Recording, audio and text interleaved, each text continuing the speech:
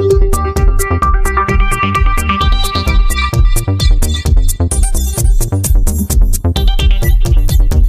आप देख रहे हैं तरंग 24 न्यूज़। मैं कुमार पांडे आप लोगों के साथ।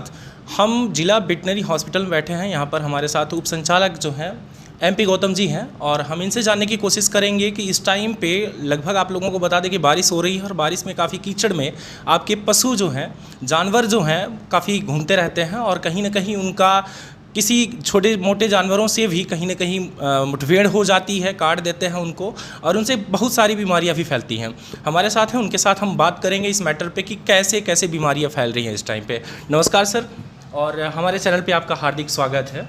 हम जानना चाहेंगे आपसे कि इस टाइम पे कैसे कैसे बीमारियाँ फैल रही हैं जानवरों में। बहुत बहुत धन्यवाद। आप हमसे इस तरह की जानकारी लेना चाह रहे हैं, इसके लिए हम विभाग की तरफ से आपका धन्यवाद ज्ञापित करते हैं। हमारे विभाग में जो पशु हैं, ये जो बरसात का सीज़न रहता है, इसमें दो तरह की बीमारी ज़्यादा होती हैं। एक तो बीमारी होती है HS बोलते हैं उसको, गले में सूजन आती है, और दूसरी होती है BQ, जो छोटे जानवरों को, हेल्दी जानवर जो होने तो उनको ज़्यादा होती है।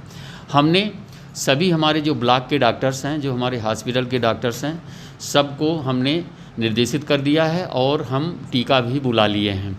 HS और BQ का पर्याप्त टीका है और उसके हर हमारे चिकित्सालय में पर्याप्त दवाई है।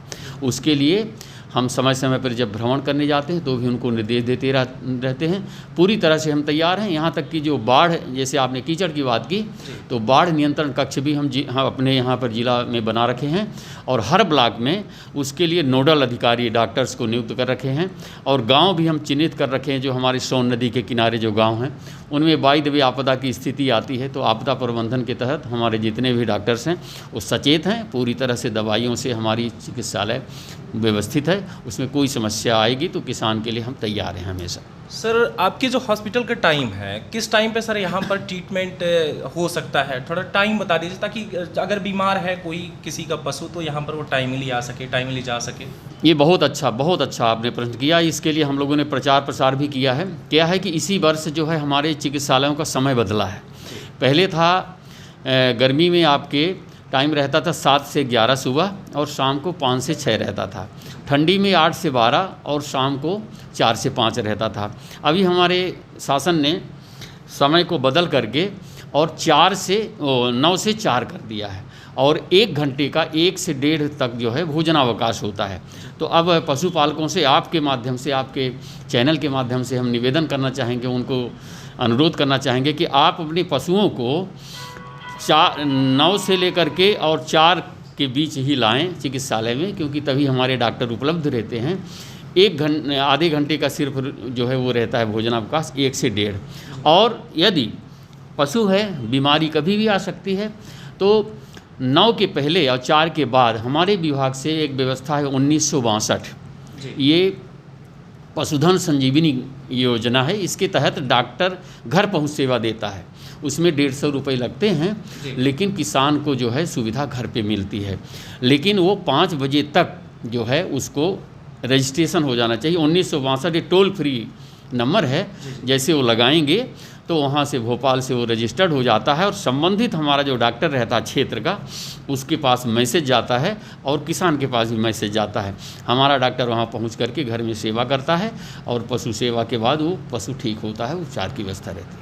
सर, ये जो आपने सेवाएं बताई तो कितने बजे तक है? क्या 24 घंटे में कभी भी वो कॉल कर सकता है या सर कोई टाइम होता है इसका? नहीं, इसको अपन को 5 बजे तक रजिस्टर्ड हो जाना चाहिए और इसके बाद जो है वो 8 बजे तक सेवा देते हैं हम लोग, और इसके बाद रात को सेवा नहीं रहती, वो सुबह फिर शुरू हो जाती है।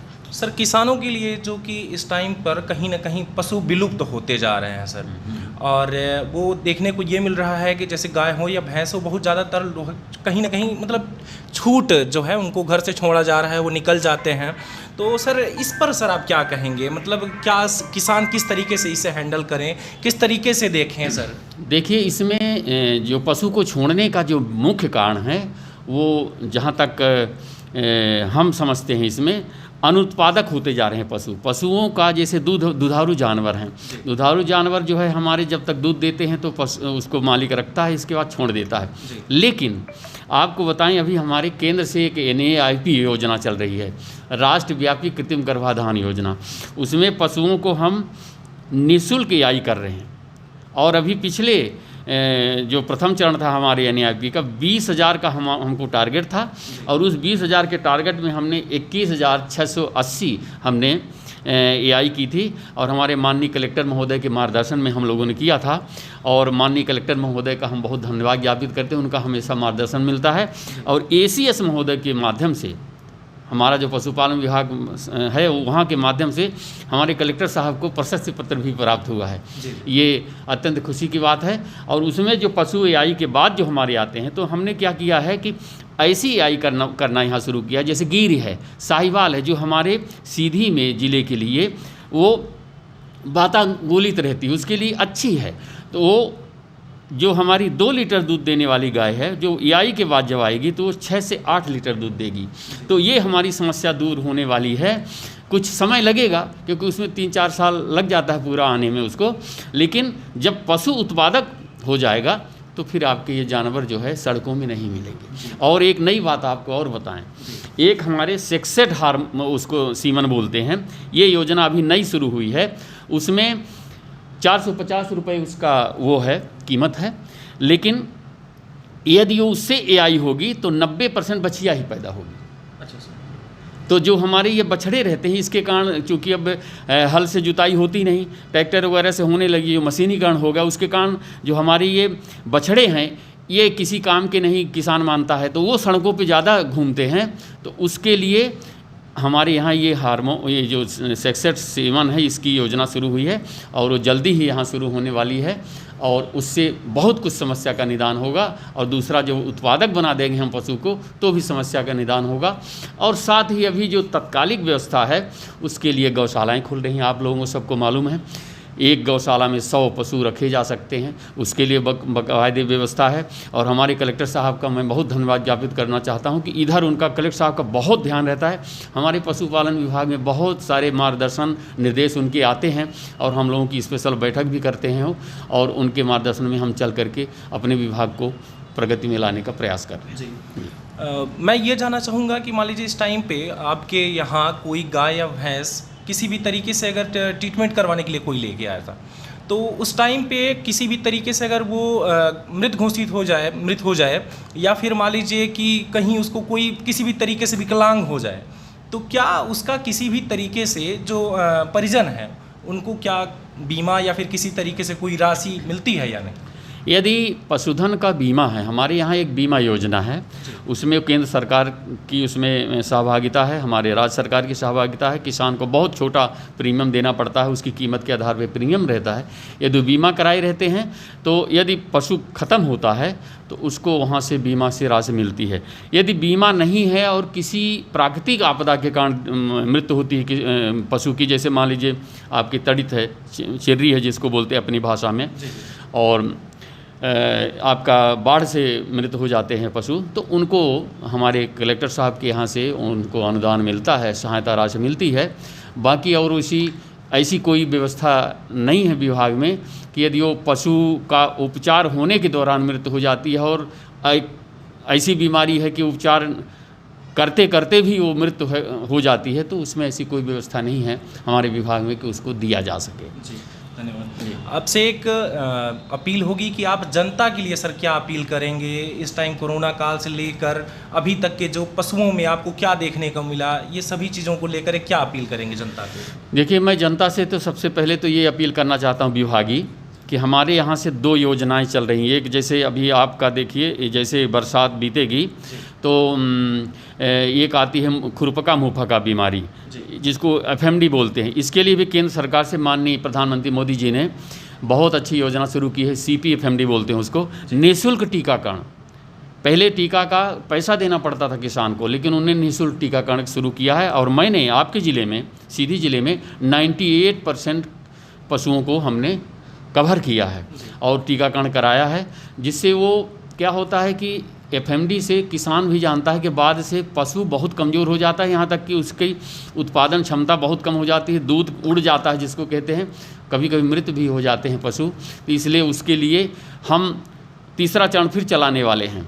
2 चरण हो गए, फिर तीसरा चरण फिर चलाएँगे। तो हम CP-FMD का टीकाकरण कराएंगे। दूसरा, जो अभी हमने NAIP की बात की, उसके लिए भी मैं किसानों से निवेदन करना चाहूँगा कि इधर आप ध्यान दें, निःशुल्क AI होती है और आपको जा कर के, चाहे आप हमारे पशु सेवक और हमारे AVFO घर पहुंच सेवा भी करते हैं, AI करते हैं, क्योंकि हमारा उद्देश्य ये है कि किसान 10 के बजाय खाली 2 जानवर यदि उसके पास हैं और अच्छे रहें। 10 खराब जानवर हैं तो 10 को खिला तो रहा है लेकिन उसको कुछ मिल नहीं रहा, तो अच्छे उत्पादक जानवर मिलें। और जिससे, जैसे आप देखते हैं खेती में यदि पानी नहीं बरसा, सूखा पड़ गया, बाढ़ हो गई, तो खेती में नुकसान होता है, किसान की आर्थिक स्थिति बदहाल हो जाती। लेकिन हमारा पशु ऐसा है कि वो उसकी आर्थिक स्थिति को संबल दे सकता है। ATM जिसको बोलते हैं, हम कहते हैं कोई बकरी पालन कर रहा है तो भी बकरी को ATM बोलते हैं। तो जब चाहे उसके घर में कोई चिकित्सा की अभाव हो गया, पैसा नहीं है, बेच सकता है, उसका वो कर सकता है। दूसरा, जो हमारे महिला बाल विकास विभाग से एक बहुत अच्छी योजना चला रही, कुपोषित बच्चों का पोषण। तो यदि हमारे घर में दूध होता है, हमारे घर में दही होता है, हमारे घर में मट्ठा होता है, तो हम सहजन अपने बच्चों को खिलाते हैं, तो हमारा कुपोषण उससे बचता है। तो पशुपालन हमारे स्वास्थ्य के लिए बहुत ज़्यादा लाभकारी है। पशुपालन, अच्छे पशुओं का पालन करें और किसान खुशहाल रहें, यही हमारी उनको सलाह है। और यही हम ईश्वर से प्रार्थना करते हैं कि हमारा किसान खुशहाल रहे। धन्यवाद सर, शुक्रिया आपका टाइम जो आपने मुझे दिया।